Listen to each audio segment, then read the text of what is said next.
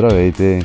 Аз съм Валю от Opticom и днес желая да ви представя новия модел лозаро-овощарски трактор Landini Rex 4, който за наша гордост спечели приза трактор на годината на последното издание Агритехника, което се проведе в град Хановер и именно в категорията специализирана техника.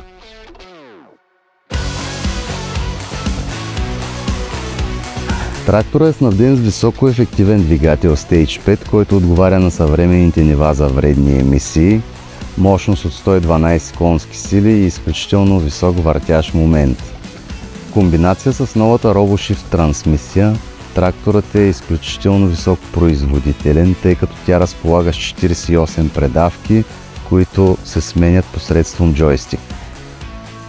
И да преминем към същността на трактора, а именно хидравличната система, която се състои от 3 помпи с висок дебит и задната навесна система, която е снабдена с 2 спомагателни цилиндри, които осигуряват товароподемност от 3200 кг. Също така задната навесна система е снабдена с хидравлично рамо и хидравлична трета точка.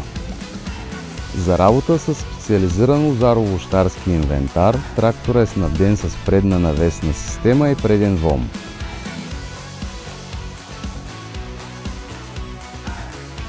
Както виждате, вече сме в комфортната кабина на трактора. Тя разполага с 360 градуса видимост от всички посоки.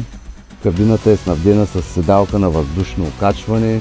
Също така уредите са разположени много интуитивно и лесни за разпознаване. Всичко това в комбинация допринася за лесната и удобна работа на оператора в тежките работни дни. За мен беше удоволствие да ви представя новия модел на Landini Rex 4, специалистът в лозаро-овощарството. За повече информация не се колебайте да се свържете с нас.